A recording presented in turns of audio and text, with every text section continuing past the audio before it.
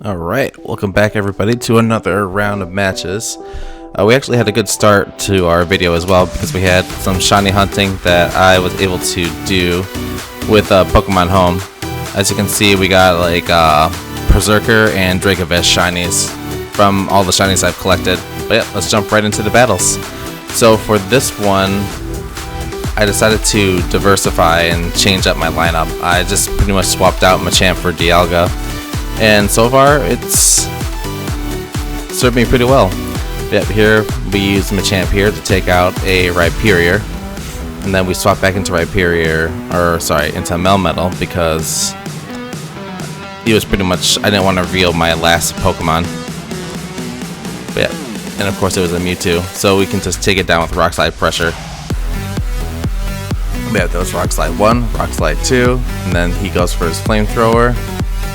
I get ready for the switch here because there we go. I was anticipating the perfect switch. It went spot on.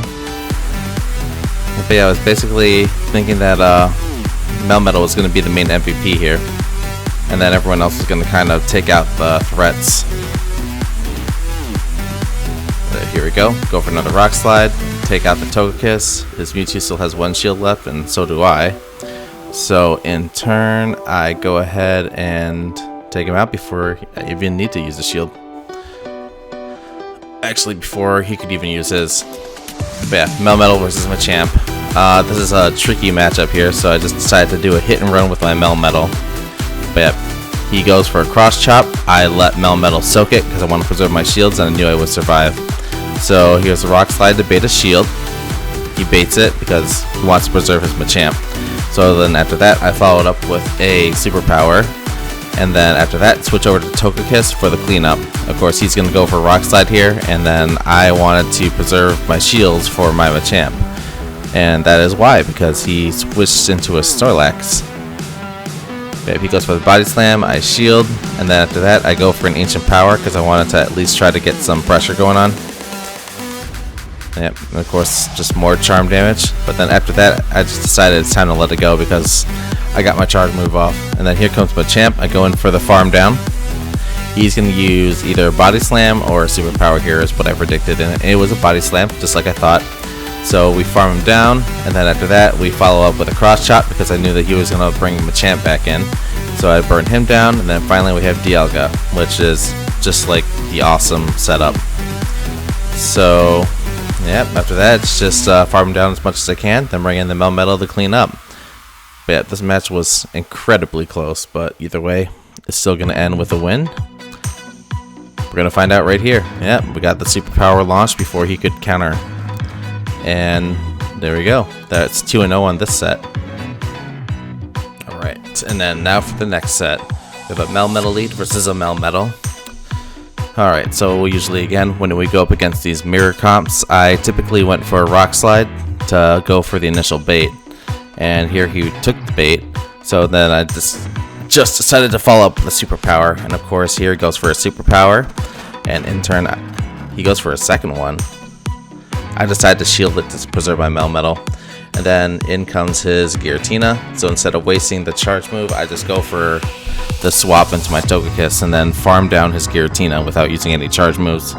So yeah, as far as this set's concerned, or at least this turn with the Togekiss, is just watch me charm it down with my charming good attacks. But yeah, there goes the Giratina, and then here comes his Melmetal, so I can follow it up with a Flamethrower. Most likely he's going to shield it, which he does, and then after that he's going to go ahead and finish off my Togekiss with a Rock Slide. Perfect timing on the music. And then I followed up with a Superpower, and then turn around and swap into my Machamp to clean up the Melmetal. And of course his best move here is to go for a Superpower, so he does that, swaps to a Dialga, and then I clean up the Dialga with my Cross Chop before he can burn down. Oh, I was able to get 2 off here. So yep, that second Cross Chop is what defined the rest of the match, because obviously I was able to just clean up the rest of the way. Alright, next up is Rime. Here we have a Melmetal versus Togekiss. It was in my favor, so I built up towards a Rock Slide, but he kind of waited for me to kind of psyched me out here because he overcounted, but then he switched to Conkel there. And here I was predicting that he was going to use a Stone Edge, so I shielded up, but I wasted a shield on a Dynamic Punch. But either way, better safe than sorry. Here comes the Togekiss. I follow up the swap in of the Togekiss with the Ancient Power. He shields it, and then after that, it's just a race to the finish line here. But yeah, I want him to finish off my Togekiss so that I could bring in Melmetal and then just farm down his Togekiss. But he brings in his Giratina, so in turn, I go ahead and try to make the most of this situation here. I just go for 2 Rock Slides, and then after that, I switch right over to my Machamp because I want him to soak up some attacks. This is better that the Machamp goes down, and then that I can also whittle down his Giratina with the Rock Slides. If there's Ominous Wind, I let it go through, and then I follow up with a Rock Slide, and then here's going to be another Ominous Wind, but once again, I don't want to preserve. And then here's what decided the rest of the match, because he switched over to his Togekiss, so it gave me time to generate the energy that I need to take out the Giratina, when he really should have just kept Giratina in. But either way, I took advantage of it, and then I was able to finish off his Giratina and his Togekiss. But yeah, farm down the Togekiss, and then go for a Rock Slide, and I had just enough energy to go straight for the Superpower and win that match. Okay, now next up we have Toresu. But yeah, it's Melmetal against Giratina, so it's either, I have 2 options here. I can stay in, actually only one option really, just try to win the shield baiting match up here. I thought that it was off by a little bit, so actually, yeah, I predicted that he was going to do Shadow Ball, so I shielded it up, and then I went for a few Rock Slides, and then after that, I just wanted to preserve my Melmetal, so I swapped right over to Togekiss to force a switch. He goes to Melmetal, so, and then here he uses Rock Slide, and I just thought, okay, well, we can let this go through. I just need to force him to use a shield because I don't really need Togekiss for this match. And he didn't shield it, which took me by surprise. So here then I decided just to clean up with Machamp and then follow up with, and then I thought he was going to follow up with Giratina, but he brought out Dialga. So I just thought, okay, great, so race to burn it down. I go for a Cross Chop, and then followed up with this Cross Chop right here. And then after that, did I want to No, I preserved it because I just wanted to take his Dialga out. I thought I could farm it down, have a Rock Slide ready for this Giratina, but either way, I had enough health on my Melmetal to win the matchup. But yep, overall. But yep, I went 5-0 with this team in a meta surrounded with legendaries, so I was kind of surprised at how well it did. But either way, I'm going to be using it going forward until the meta changes to counter my team. But yeah, now we're switching over to Sword and Shield. I didn't get many games in, just because it's secondary. But yeah, either way, I'm still trying to play around with Morpeko because I have faith in it as a lead. And then I also like the style of doing a double pivot with Parting Shot. So, yeah, here we go. We have Indeedee and Torkoal. So, since I knew that Indeedee was going to use Follow Me, I just went ahead and hit it with... Let's see, what did I actually use? I used Aura Wheel here, and then... And yeah, I used Aura Wheel, and then I did Snarl to lower the special attack. He uses Earth Power, and it doesn't really hit that hard. But yeah, and then after that, he brings out a Hatterene. So, after that, he brings out a Torkoal to reset the special attack drop. I go for Magic Bounce because I wanted to counter the Hatterene setting up Trick Room. So, by doing that, I pretty much am countering their Trick Room setup because it's Hatterene and I can just use Parting Shot to Magic Bounce it out. So, in turn, I just go ahead and keep doing what I can to lower the Rhyperior's attack stat. It's Parting Shot, and then I bring out Sableye and Charizard. Here I thought that Charizard would be helpful, but as you can see, he goes for a Rock Slide, and my Charizard is definitely not going to live that, especially with the Solar Power finishing myself off. So my number one attacker is down that I was hoping to carry me through this match. So from here on out, it's just improvisation. He swaps out the Torkoal, brings in the Hatterene, and then of course my answer to that would be a Snarl. Yeah, I guess I could have used Snarl, just because I wanted to see what they were going to do next, and just use this turn to break some things. But anyway, since he brought out the Hatterene, instead of going for a Parting Shot to kick out the Hatterene again, I just decided to go straight for burning it down. So I have the Sableye use Prankster Sunny Day, and then that gave Incineroar the attack boost to take out the Hatterene no problem. He follows it up with a Rock Slide, and then in comes the Torkoal one more time. But yeah, now that Hatterene's down, that leaves him with his only choice is to take out my Incineroar with a Rhyperior that's at -3 on its attack. And of course I don't want to activate Weakness Policy, because he's not using Life Orb, which would be the only other good item. Yeah, so again, playing it safe here.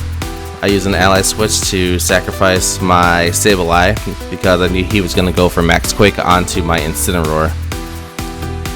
And then he goes for the Earth Power on Incineroar. I bring in Morpeko, and Morpeko goes for the Aura Wheel to take out the Torkoal.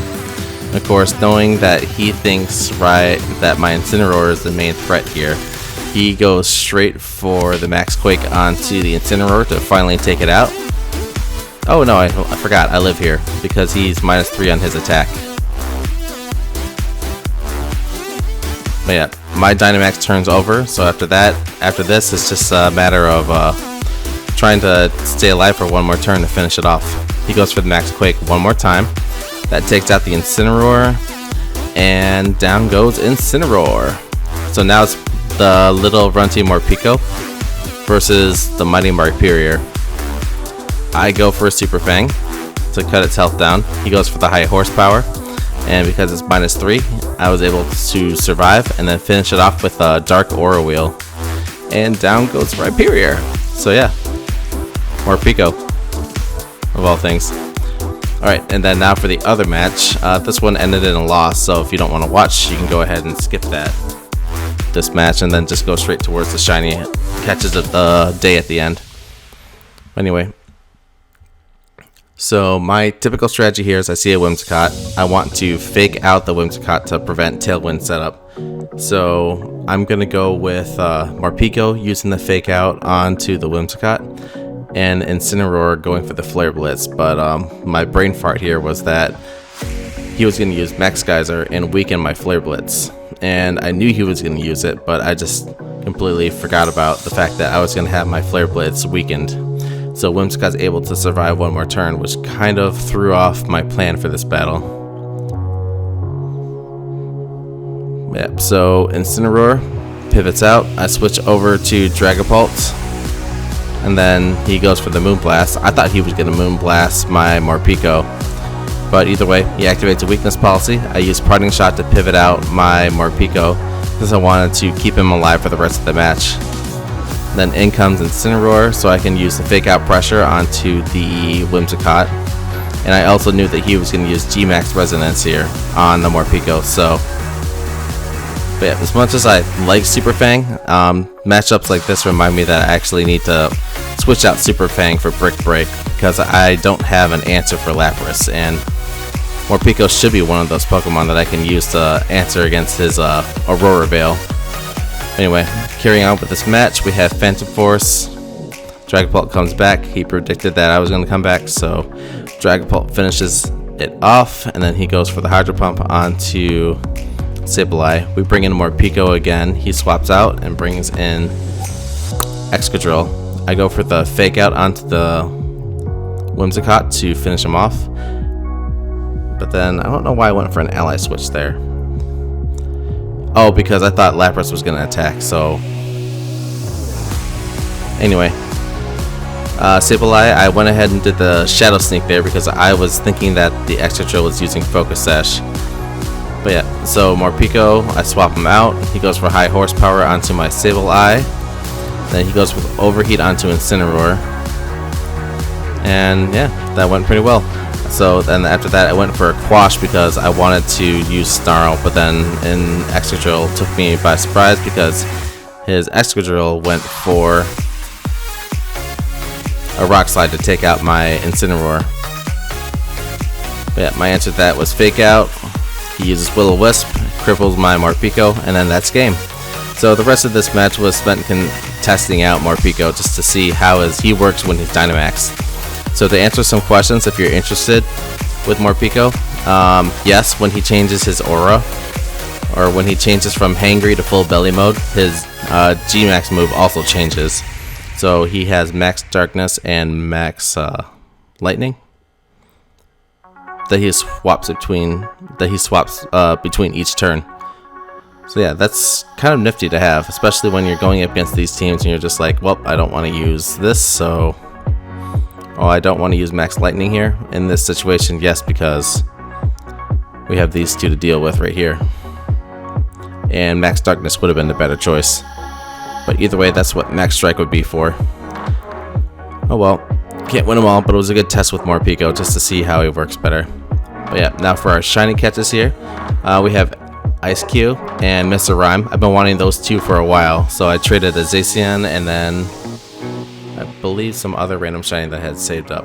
And of course this I just caught while I was editing down this video.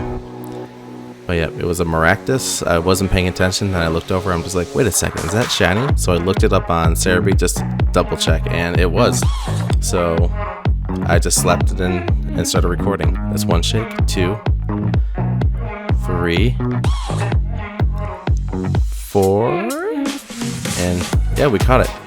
Unfortunately though, it wasn't really that worth it though, because as I went to check it out, it had water absorb, which is I guess okay, but it doesn't have Storm Drain, which would have been a more ideal Ivy. Sorry, my mistake, ability.